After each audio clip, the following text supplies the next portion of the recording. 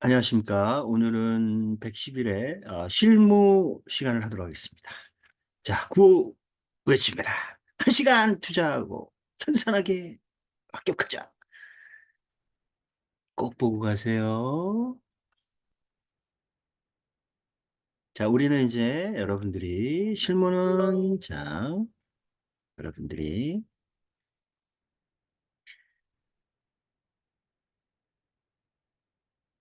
백데이터를 여러분들이 다 까셨을 거예요. 저는 이제 백데이터 압축을 다 푸는 걸로 2024년 걸로 하도록 하겠습니다.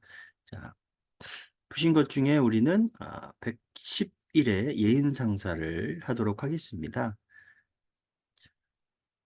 자, 여기 메인 화면에 오시면, 자, 우리 검정용은 요 밑에 우리가 얘기하는 이제 다만 저장 메뉴가 있으세요. 그 다음에 USB 저장하는 메뉴가 있는데, 요거는 그거는 없고요.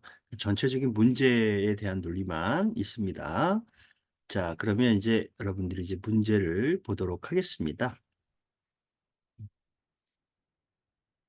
자, 우리가 얘기한 첫 번째 문제는 우리 기초정보관리에서 여러분들이 1번 문제는 자, 이쪽입니다. 우리가 기초정보관리와 자, 우리가 얘기하는 전기분 재무제표 맞추는 문제가 여러분들이 총 우리가 얘기하는 10점이 되겠습니다. 이 10점은 어떻게 하든지 맞으셔야 돼요. 안 그러면 일반 전표와 우리 메인 매출 전표에서 많이 맞으셔야 돼요. 그래서 부담감이 굉장히 커진다라는 거 알고 계셔야 되고요.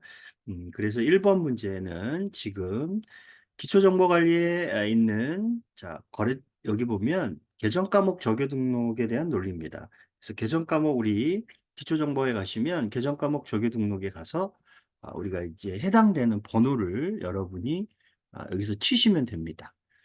그럼 831번에 현금 조교에 남아번호 여기 8번에 우리가 얘기한 결제 대행 수수료를 치라는 겁니다. 저는 이미 이제 인식을 해가지고요. 자, 그래서 시간을 조금 약간 빨리 진행하는 논리로서 자, 이런 기초 문제는 제가 이미 다 입력을 해놨습니다. 뭐 이거 어려운 거 아니시기 때문에 금방 하실 수 있는 문제입니다. 자, 그래서 831번을 우리 치도록 하겠습니다. 그래서 831번을 치면 이렇게 수수료 비용이 나오시죠? 자, 이 수수료 비용에서 여러분들이 여기 보시면 8번에 결제 대행 수수료라고 여러분이 직접 치시면 되는 거죠. 자, 그 다음에 자, 두 번째 문제는 자, 여러분이 이렇게 쳐주시면 되고요. 두 번째 문제는 여유자금을 활용해서 신규 계좌를 개설하셨습니다. 거래처 등록 메뉴를 이용해서 다음 사항을 추가 입력하시라고 되어 있어요. 거래처 코드는 우리가 98,005번으로 되어 있으시고요. 거래처 은행 수협은행으로 계좌번호하고 유형은 정기적금으로 그럼 여기 해당되는 기초정보관리 두 번째 거래처 등록이 되겠습니다. 그러면 거래처 등록에 가셔가지고 우리는 자 일반 거래처가 아니라 지금 금융기관을 얘기합니다. 그래서 금융기관 98,005번입니다. 자, 98,005번에 저는 이제 미리 등록을 했습니다. 자, 그래서 수협은행 계좌번호 여기다 넣으시고요. 자, 유형은 우리가 얘기하는 자, 정기 적금으로 자, 여기다 나머지 거는 이제 사항이 없기 때문에 여기까지만 넣는 걸로 보시면 되겠고요. 맨 마지막에 이제 혹시 모르니까 열하고 표시되어 있으시면 되고요. 그럼 다음 칸까지 이렇게 넘겨주시면 얘는 입력이 다 되신 겁니다. 자, 그 다음에 이제 넘어가겠습니다. 그 다음은 이제 여러분들이 이렇게 넣어주시고요. 계좌번호까지. 그 다음에 다음 재료를 가지고, 여기 자료를 가지고 초기월 금액을 올바르게 정정하시라 했습니다. 그럼 이제 전기분 재무제표에 가시면 거래처별 초기월이라는 게 있으세요. 자, 여기 가셔가지고, 자, 해당되는 지급어음하고 미지급금에 대해서 여러분들이 넣어주시면 되겠죠. 저는 이제 지급어음은 여러분들이 제가 이제 미리 다 넣었어요. 그래서 요거는 똑같이 맞추시면 돼요. 이렇게 틀린 금액하고 우리가 수정해야 될 금액이 있죠. 수정 후의 잔액과 수정 전의 잔액인데 수정 후의 잔액으로 이렇게 모닝과 천일상사 거 이렇게 맞춰주시면 되고 되겠고요. 자, 그 다음은 이제 미지급금입니다. 자, 우리 미지급금에 우리가 이제 해당되는 거를 넣어보도록 하겠습니다. 미지급금은 제가 하나 안 넣었어요. 요거는 자, 여기 보시면 수정 전과 수정 후에 대한 논리가 있어요. 수정 전에 지금 800과 440으로 되어 있습니다. 그죠?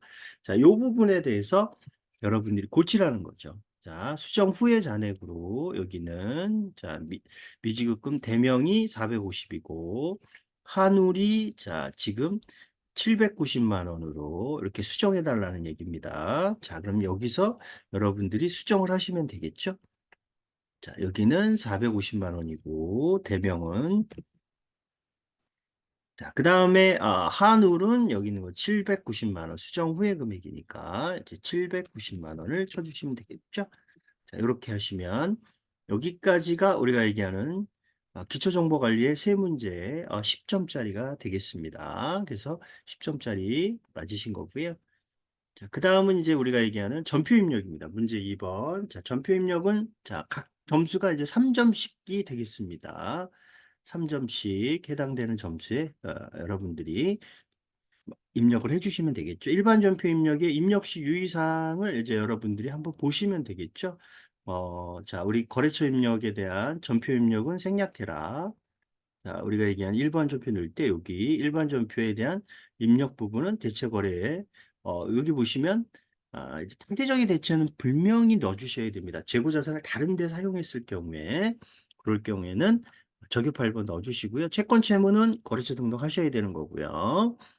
이제 제조 경비는 500번대 그리고 우리가 판매비와 관리비는 뭐 본사나 우리 영업부, 뭐 총무부, 인사부 이런 데 쓴 경비들은 우리가 판매비와 관리비 800번으로 해당이 되시는 거고요.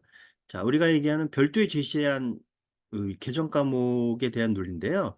이게 내가 계정 과목이 생각이 안 나서 여기 아까 배운 이제 계정 과목 적용 등록 가가지고 특별한 계정 과목을 내가 만들어서 사용한다. 안 됩니다. 여기 안에 들어있는 계정 과목만 사용하시는 거고요. 자, 그래서 우리 일반 전표에 가시면 일반 전표 입력에 들어가셔가지고 자, 우리는 이제 특정한 날짜를 조회하고 분계를 입력하시는 게 가장 좋습니다. 자, 그럼 7월 10일 날 거에 있으면 여기서 제일 중요한 단어들이 자, 원천징수와 근로소득세죠. 그 다음에 지방소득세 합쳐져서 분계하시는 거고요. 보통예금 계좌에 입금하셨습니다. 자, 그 다음에 이제 회사가 원천을 하게 되면 처음에 했을 때 급여나 이렇게 예수금 처리를 했습니다. 지금 이 예수금을 자, 우리가 얘기하는 납부하는 분계입니다. 그래서 차변의 예수금, 대변의 보통예금 이렇게 처리된다라는 거. 자, 그래서 회사가 원천 징수한 건 예수금 부채로 처리하시는 거고요. 이제 남이 해주는 경우도 있잖아요. 내 세금을 상대방이 원천 징수한다든지 이러면 우리가 얘기한 선납세금 처리하시면 되겠습니다. 자, 그럼 이제 우리는 7월 10일 날짜로 우리 이제 등록을 해야 되겠죠. 7월 10일 날짜로 가시면 자, 얘는 이제 우리 차대로 가시는 게 가장 좋죠. 차변에 예수금이시고요. 대변에는 자, 우리가 얘기하는 보통 예금입니다. 그래서 차변에 우리 예수금 금액은 자, 우리가 여기가 이제 우리 얘기하는데 금액은 이제 우리 지방소득세하고 합친 금액이세요. 그래서 22,000원이 되신 거예요. 자, 22,000원.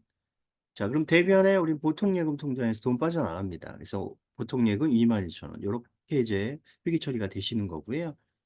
자, 그 다음은 이제 우리가 7월 16일입니다. 홍명으로부터 원재료를 구입하기로 계약을 하시고 계약금만 주신 거죠. 여기는 당좌수표를 발행해 줬으니까 우리 계약금을 주면 우리 선급금이라고 얘기합니다. 자, 그리고 우리가 얘기하는 당좌수표를 발행하면 우리 당좌예금이라고 처리하시는 거고요. 자, 그래서 차변에 선급금이시고 거래처 당연히 넣어주셔야 되는 거고요. 자, 당좌예금 처리하시는 거고 날짜는 이제 7월 16일 날로 이렇게 특정한 날짜를 조회하도록 하겠습니다. 그럼 요 특정한 날짜만 들어가야 돼 있어요. 자, 그 다음 날짜는 8월 예를 들어 10일인데 내가 이제 뭐 어떻게 합니까? 실수하시는 분들은 그 밑에 계속 넣고 가세요. 자, 그럼 이제 오답이 되시는 거기 때문에 이렇게 특정한 날짜만 조회하시면 그 다음 날짜를 이제 수정해야 되는 느낌이 오시기 때문에 여기서 오답률이 좀 준다라고 생각을 저는 합니다. 자, 그래서 7월 16일 날 차변에 선급금이 되시는 거고요. 선급금에 거래처 넣어주셔야 됩니다. 홍명이라고 이렇게 넣어주시고요. 자, 금액은 자, 여러분들이 거기 있는 금액 자, 100만 원이 해당이 되시는 거죠. 자, 그래서 100만 원 입력하시면 되는 거고요. 자, 여기에 100만 원. 자, 대변에는 이제 우리가 뭐가 들어가냐면 자, 우리가 얘기하는 당좌예금이라고 했잖아요. 4번 이렇게 당좌예금 치시고 자, 엔터 치시면 자, 여기 100만 원 이게 그대로 입력되신다라고 보시면 되겠습니다. 자, 그 다음은 이제 3번은 6월 10일 날 우리가 BC카드로 결제를 하신 부분이고요. 자, 200만 원은 보통예금 계좌에서 인출되었다. 단 회사는 신용카드로 사용대금을 미지급금으로 처리하셨습니다. 자, 그래서 여기 중요한 건 이제 카드 대금 결제하셨을 때 보통 예금 계좌로 자, 우리 이제 미지급금으로 사용하신다라고 되어 있습니다. 처음에 구입했을 때는 비품이나 뭐 건물이라든지 여러 가지가 있었을 거 아니에요. 그럼 우리 대변에 회계 처리하실 때 자체가 뭐였다라는 거죠? 미지급금이었다라는 거죠. 자, 미지급금일 경우에 자, 우리가 해당되는 자, 논리는 이제 여기 반대의 논리가 되겠죠. 이 카드 대금 지금 갚은 거기 때문에 얘는 이제 차변에 미지급금이 오셔야 되는 거고요. 대변에 보통 예금으로 결제를 하셨기 때문에 대변에 보통 예금 이렇게 이제 회계 처리가 되신다라는 거 보시면 되겠죠. 자, 그래서 얘는 8월 10일 날짜가 되겠습니다. 8월 10일 날. 그래서 8월 10일 날은 우리 차변에 우리가 얘기하는 미지급금이시고요. 우리는 대변에는 보통 예금입니다. 그래서 차변에 이렇게 미지급금 이렇게 치시면 되겠죠. 그리고 거래처는 우리 BC카드라고 이렇게 넣어주시면 되겠고요. 카드 대금은 이제 200만 원이시고 자, 대변에 우리는 보통 예금으로 인출하셨습니다. 그래서 보통 예금 200만 원 이렇게 넣어주시면 해당되는 회계 처리가 여러분들이 끝나신 거죠. 이 부분은 이렇게 보시면 되겠습니다. 자, 그 다음은 이제 4번입니다. 9월, 이제 8월 20일 날이 되겠네요. 8월 20일 날. 자, 김시성 과장님이 대구 세계 박람회에 참가하셔가지고 출장에서 복귀해서 아래 같은 결의서를 출장비 60만 원. 자, 출장 갈 때 지금 무엇으로 계정 까먹고 썼는지 확인하셔야 됩니다. 이것은 자, 얘네들은 전도금이라고 쓰셨습니다. 자, 우리 통상적으로는 가지급금으로 했는데 가지급금이 아니고 이 회사는 전도금을 쓰겠다라는 거예요. 그럼 전도금으로 회계 처리하셔야 된다라는 거예요. 그리고 대변에 현금으로 반납하셨습니다. 회사 입장에선 돈이 들어오는 거예요. 여러분 입장이 아니라 회사 입장에서 공개하신다라는 거 잊지 마시고요. 자, 그래서 갈 때는 여러분들 우리 뭐로 처리했겠습니까? 우리가 얘기하는 가지급금이라고 이렇게 처리를 했겠죠.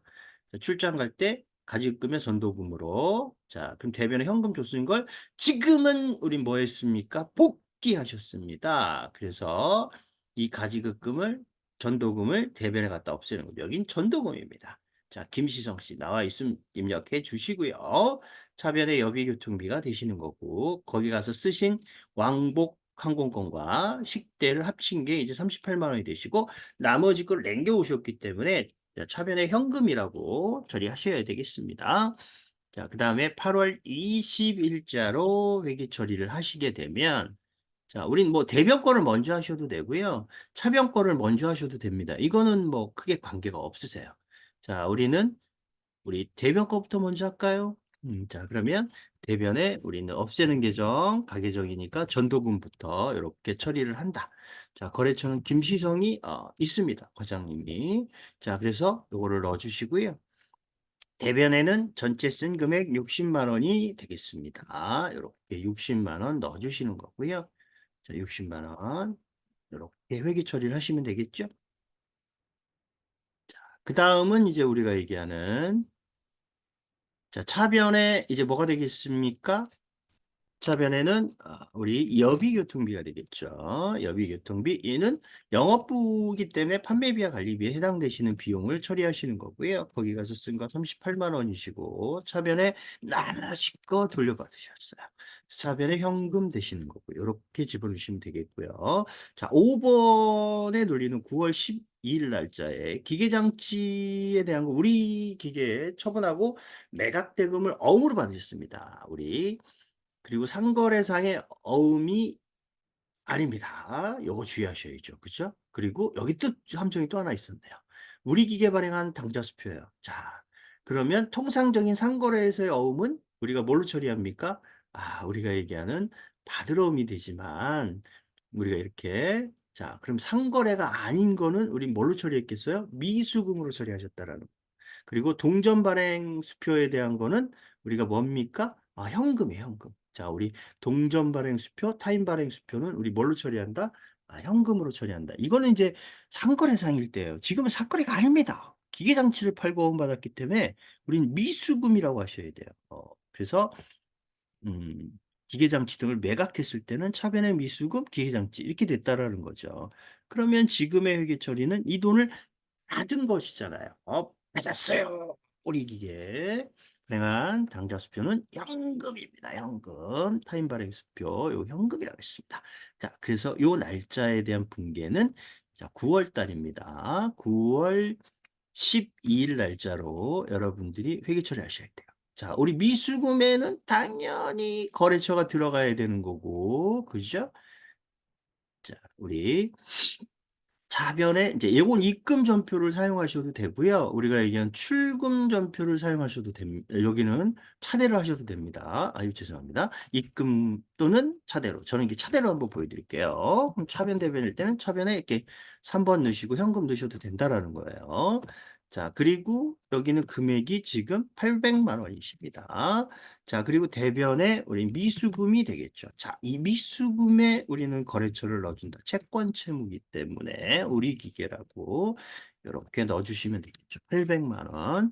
이렇게 회계 처리가 되시는 거예요. 자, 그 다음에 8월 28일 날은 외상 매출금을 받으셨어요. 이 선적일 기저일의 기준 환율이 1,300원이시고요. 이게 보통 예금 계좌 입금되셨습니다. 그래서 기준 환율이 입금할 때 기준 환율과 자, 우리가 얘기하는 이제 받을 때 우리 외상매출 받을 때 환율을 이제 계산을 하셔야 돼요. 자, 이게 외화 자산이냐, 외화 부채냐에 따라 이게 틀려지는 거죠. 자, 이것은 이제 자산입니다. 그래서 우리 자산의 성질을 갖고 있는 거를 달러로 받거나 뭐 대금을 결제했을 때 받을 때 이제 환율이 올라가면 우리는 외환 차익이 나오시는 거고요. 반대 부채일 때는 감소가 돼야 되죠. 부채를 내 덜 갚게 되는 거니까 그때 나오는 건 이제 우리 외환 차익이 나오신다라는 거예요. 그럼 환율을 계산하면 자, 이 환율을 수출할 때 선적일 기적일이 되는 거죠. 3만 불 곱하기 1,300원으로 계산이 되시는 거고요. 자, 우리가 얘기하는 여기에 보시면 입금하는 날 우리 원화로 계산하셨습니다. 그래서 얘는 1,380원이 되겠습니다. 그럼 환율을 곱해서 우리 입금이 더 많이 들어왔기 때문에 우리는 뭐가 됩니까? 자, 외환 차익이 생기는 거죠. 우리는 외환 차익 요거에 대한 논리는 정확하게 우리 넣으셔야 되는 논리가 되겠습니다. 그래서 우리 회계 처리하게 되면 차변에 보통 예금이 되시는 거고요. 전에 받아야 될 외상 매출금은 3,900만 원이고 그거보다 돈을 더 많이 받으신 논리가 됐기 때문에 우리는 얘가 무엇이 된다? 그만큼 차익 생긴 만큼 외환 차익이 되신다라는 거예요. 자, 우리 외환 차익. 자, 우리 감미대. 자, 그럼 차변에 보통 예금이 되시는 거고요. 보통 예금은 4,140만 원이 되시겠습니다. 대변에 이제 외상 매출금이시고요.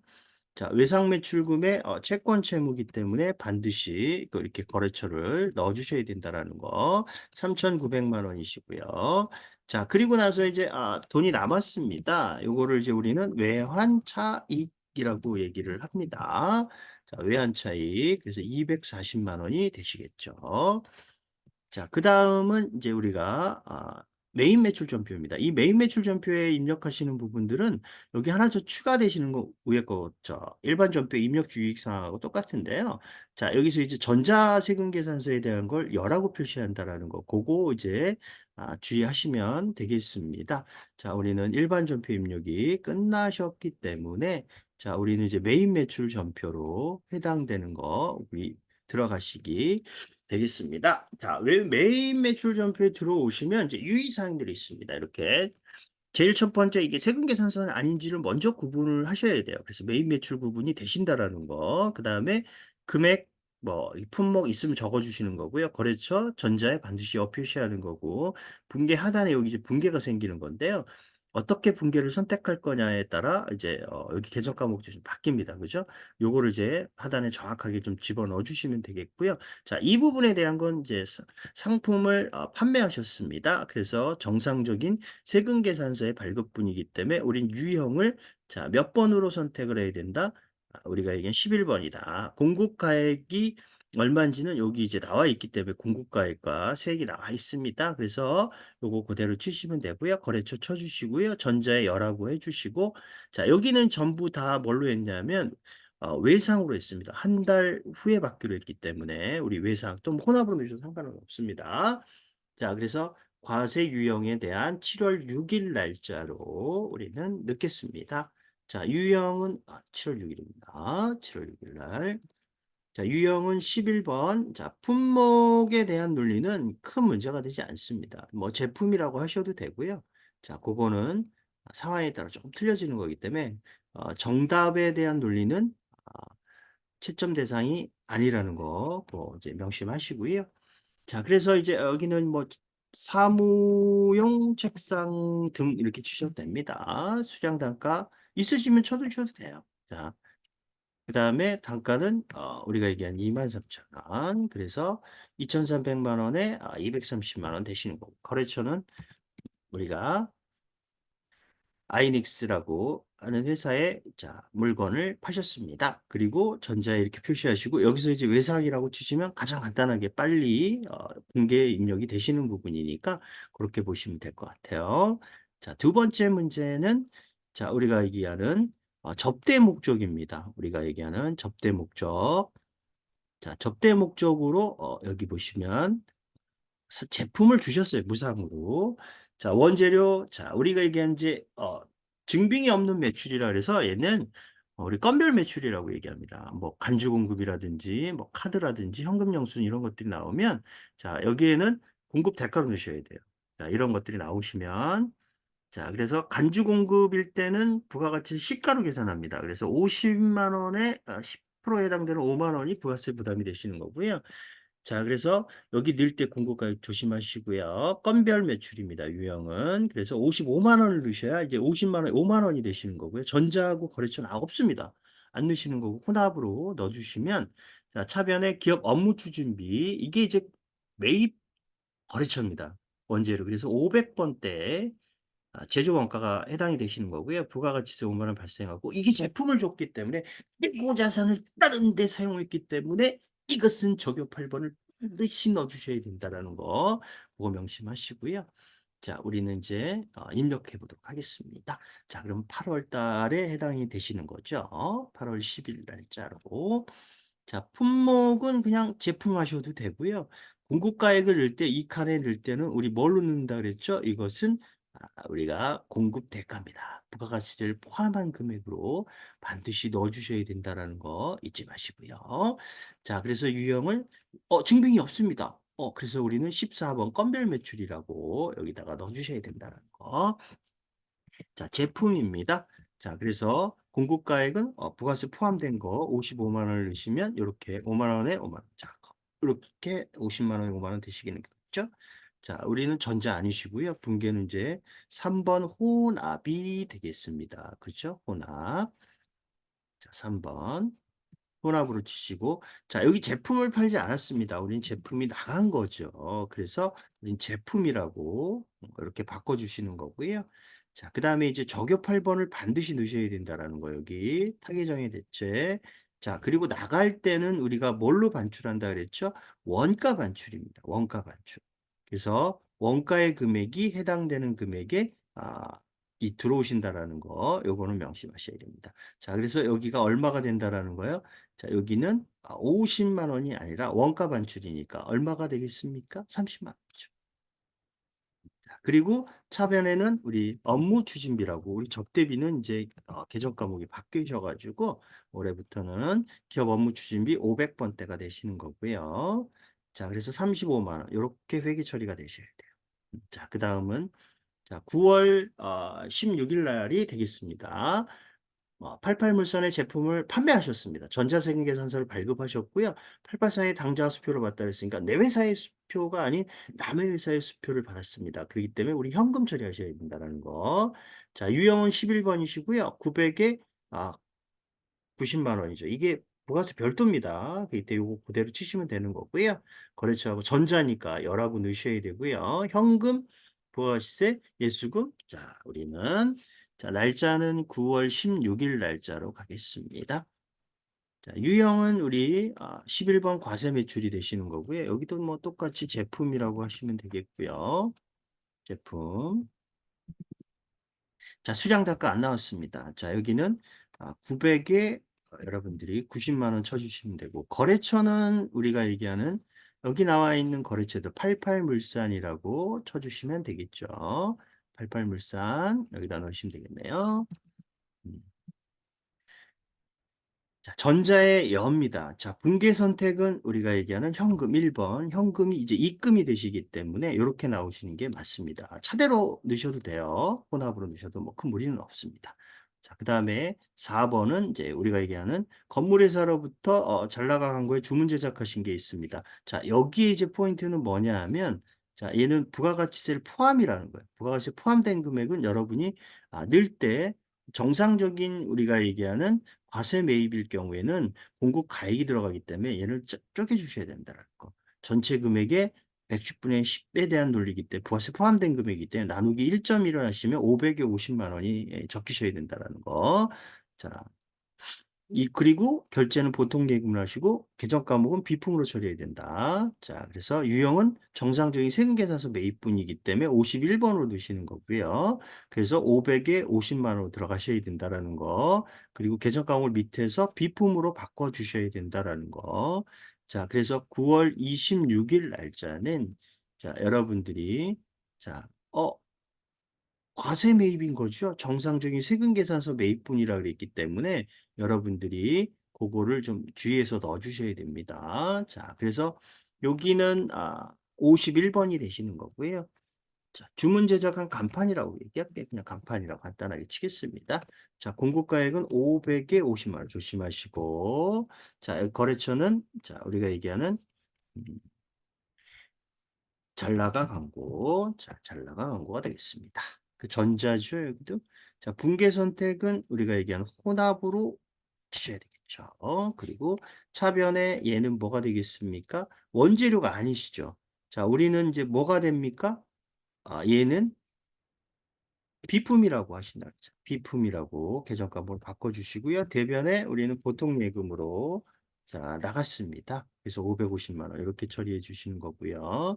자 5번의 논리는 자 우리 드디어 나왔습니다. 자 매번 시험 문제 단골 손님이 하나 나오셨네요. 자, 요거는 이제 우리가 불공 처리하는 논리입니다. 10월 15일 날짜에 자, 일단은 뭐 얘는 이제 확인하는 방법은 기본적으로 여러분 입력할 때 주의하시라고 제가 계속 띄우는 거고요.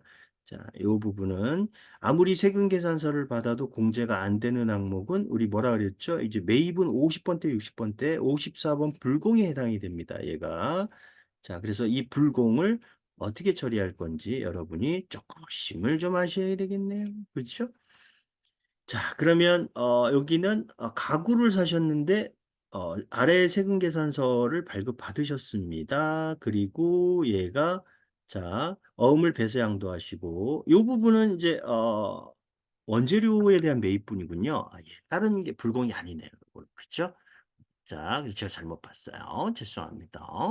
자, 그래서 약소거음을 배서양도 하신 부분에 대해서는 우리 바드럼 처리하시는 거고요. 자, 정상적인 매입분이죠. 원재료를 사신 거니까. 자, 거래처에 전자세금 계산서 발급받으셨고요. 자, 결제를 이제 어떻게 했냐 그랬더니 100만 원은 우리가 얘기하는 어음으로 결제하셨습니다. 근데 이 어음이 내가 발행해 주는 어음이 아니라 상대방의 어음을 줬기 때문에 이것은 배서양도라고 합니다. 그래서 우리는 받을 어음입니다. 반드시 거래처 확인하셔야 되고요. 자, 원재료에 대한 부분이니까 자네가 1개월이 주기로 했으니까 외상매입금으로 처리하셔야 되겠죠. 자, 우리는 이제 아, 갑니다.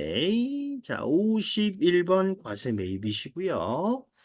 자, 원재료 이렇게 치시면 되겠고요. 수량 단가 나와 있으면 쳐주셔도 됩니다. 요거는 단가는 그대로 하면 여러분이 편하게 이렇게 가실 수 있죠. 250만 원, 25만 원 이렇게 가시고요.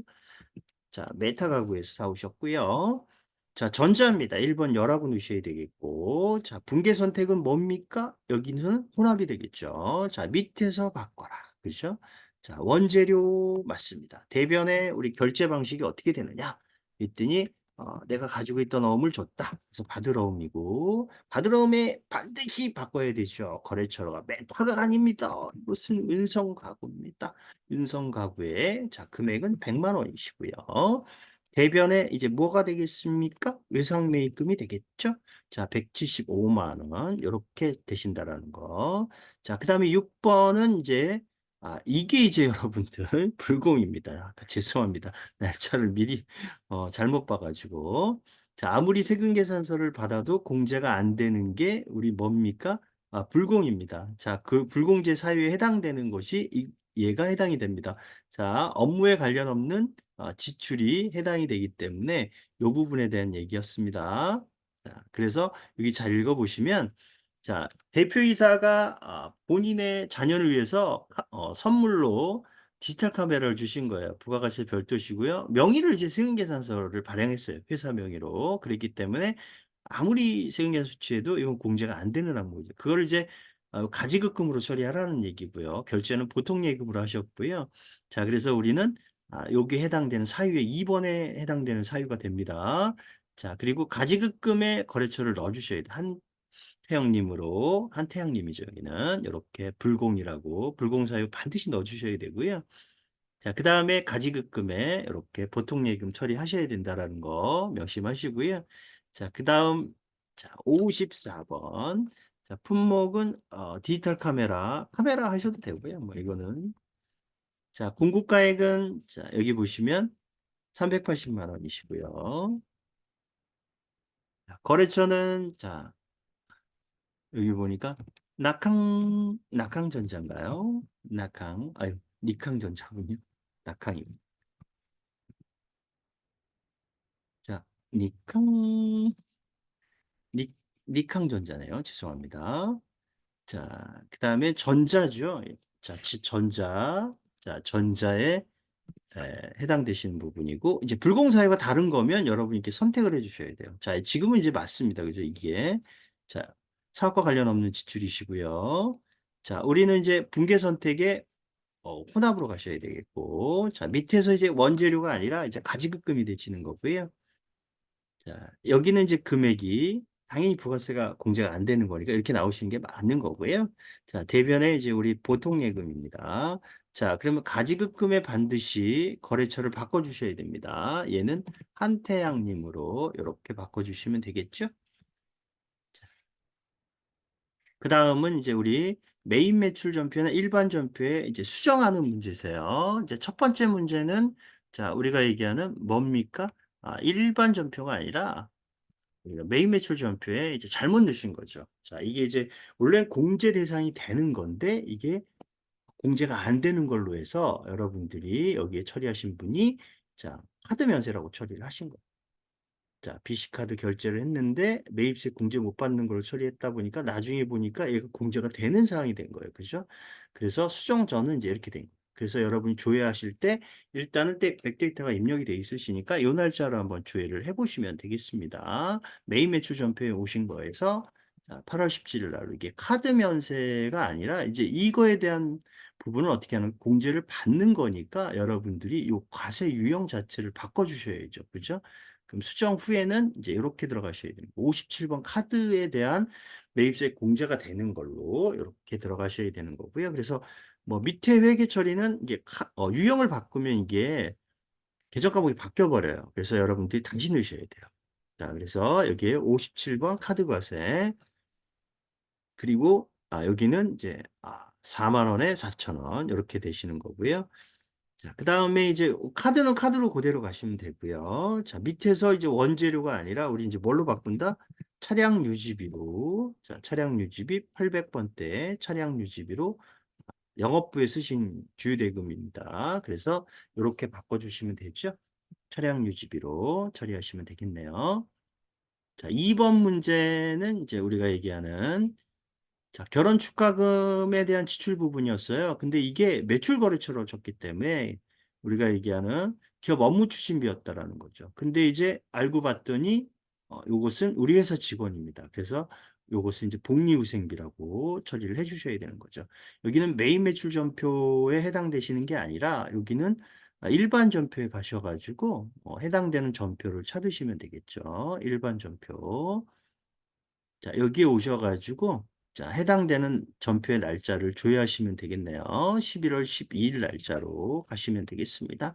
자, 기업 업무 추진비가 아니라 이거는 회사의 복리후생비로. 자, 제조 공장이라 그랬습니다. 그래서 500번대 복리후생비로 반드시 처리하셔야 됩니다.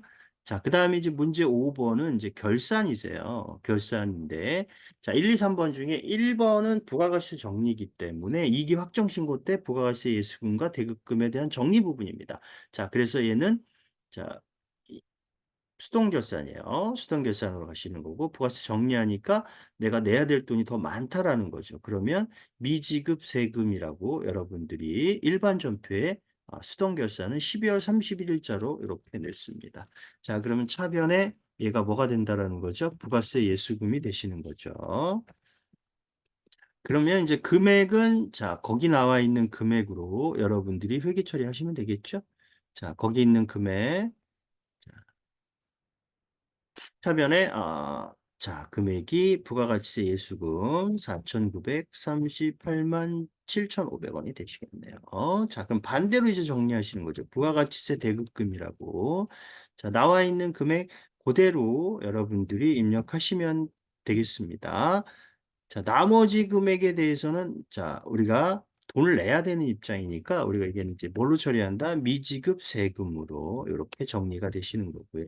나머지 1,534만 1,500원으로 회계 처리가 되신다라고 보시면 되겠습니다. 이렇게. 자, 2번도 우리가 얘기하는 가장 많이 나오는 케이스 중에 하나죠. 우리가 얘기하는 화재보험료 공장분입니다. 1년분입니다. 자, 월할 계산하라고 돼 있어요. 여긴 또 비용 처리하셨는지 자산 처리하셨는지 확인하셔야 돼요. 여기는 비용 처리하셨고요. 자, 그리고 월할 결산하시라고 돼 있습니다. 그러면 얘는 수동 결산이에요. 자, 우리 수동 결산에 논리를 이제 적용을 하셔야 되겠네요. 자, 비용 처리하면 결산 시에 성급분이나 미경과액이라는 말이 나오시는 거죠. 그래서 우리가 차변에 무엇에 대한 계정 과목을 설정해야 되는지 여러분들이 고심을 하셔야 되겠네요. 자, 우리는 이제 뭡니까? 우리가 얘기하는 성급 비용을 나오셔야죠. 자, 올해 비용 다 처리 못하는 거 내년까지 넘기기 때문에 얘는 반드시 뭘로 해야 됩니까? 자산으로 정리를 해서 넘겨야 돼요. 그래서 2월 시켜야 되는 논리를 하려면 우리는 뭐가 돼야 된다는 거야? 자산 처리, 성급분을 구하셔야 돼요. 자, 그래서 720만 원의 시작 시점이 7월 1일이었습니다. 그래서 6개월이 되시는 거예요. 내년에 넘어가서 정리해야 될 부분을 자, 그래서 성급 자산 처리한다 그랬죠? 그래서 360만 원 해당되시는 금액에 대해서 우리는 일반 전표의 차변의 성급비용, 대변의 보험료. 자, 이 보험료는 500번대 경비라는 거. 자, 대변의 보험료를 500번대 경비 잊지 마시고요. 차변에는 성급비용이죠. 자, 성급비용. 자, 금액이 얼마냐? 이제 360만 원이 되시는 거고요. 대변에 자, 우리는 보험료라고 회계 처리합니다. 그래서 500번대 보험료 360만 원 해당되시겠습니다.